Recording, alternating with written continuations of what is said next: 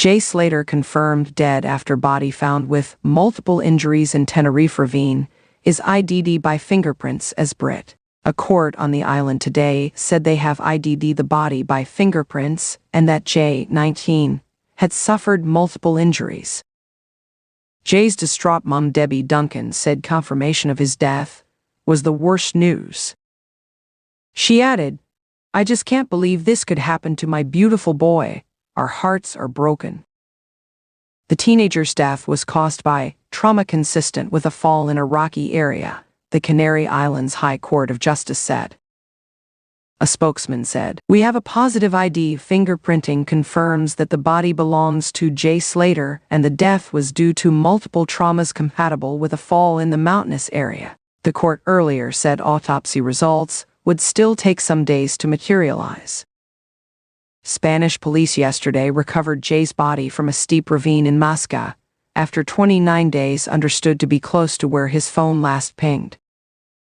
Dramatic footage showed the moment a helicopter crewman was winched into the chasm with his arms aloft in the delicate recovery operation.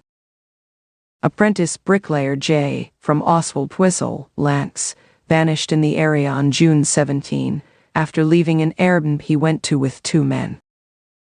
As he attempted the 11-hour walk back to his own accommodation through the rough and rocky terrain, it is feared accidentally fell. Officials say the body recovered was very deteriorated, and documentation found with it were Jay's. A civil guard spokesman said Jay's injuries included several broken bones. She said, "The body of the man located yesterday has been identified of that as Jay Slater through fingerprint comparison and identification. The result of the preliminary autopsy points to the cause of death being a fall or plunge from height due to the broken bones he suffered." Charity LBT Global, who are supporting the family, said Jay's possessions were also found near the body. His devastated mum Debbie today said she wanted to see her beloved son one more time. Debbie, 55, and Dad Warren Slater, 58, jetted to the island and have been battling for answers. They got the news they were dreading on Monday when Spanish police revealed a body had been located. A family spokesman told The Sun, "There should be no need for the family to have to perform a formal identification. Debbie has said she wants to see him one last time." Obviously that's a personal voice, but given he's been there the best part of a month in those conditions, I'm not sure that's a memory she will want. Arrangements are being made to repatriate the body to the UK, where a second postmortem is likely to be carried out by a Home Office pathologist. A court in the town of Ica de los Vinos, which covers the area of Masca where the body was found, is in charge of the ongoing investigation. Officials representing the investigating judge said earlier today, in reference to the British citizen Jay Slater, the autopsy with the full identification of the body and the causes of death will take time, because the body was very deteriorated. But there is very little doubt about both the identity and the etiology. The documentation he was carrying corresponds to that of Jay Slater, and everything is pointing to an accidental fall, although that is unofficial pending the final reports. The official, speaking on condition of anonymity as is normal in Spain, said, "The court is saying the official identification will not be known until next week." Jay vanished without a trace on June 17, while on holiday with friends Brad Hargreaves and Lucy Law. He had gone in the early hours with 2 men to their Airbnb in the north of the Canary Island, after leaving a music festival at a nightclub. Later that morning he called Lucy from near remote Masca village to say he was thirsty and his phone battery was nearly dead.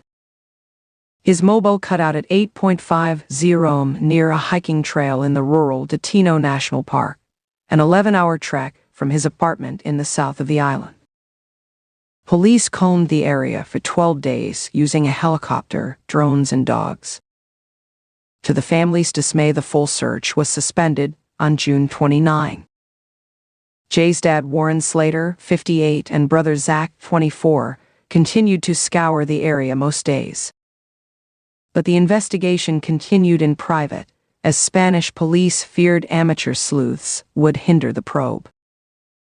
Social media was rife with armchair detectives, peddling vile conspiracy theories and hounding Jay's devastated family. Some amateur sleuths even took it upon themselves to fly to the island in a bid to crack the case themselves. It fueled cops to keep their work even more private, as they refused to add to the circus caused by trolls and wannabe sleuths, police sources say. The source told The Sun, for many of the officers in Tenerife, they'd never dealt with a missing persons case like this. There were so many armchair detectives offering theories, and people arriving on the island who said they could solve the mystery. They had no interest in feeding that. Jay's heartbroken friend Lucy, 18, today said she is lost for words as she paid an emotional tribute to her pal. In a heartbreaking Instagram post, Lucy, who was one of the last people to speak to Jay, said, "Honestly lost for words. Always the happiest and most smiley person in the room.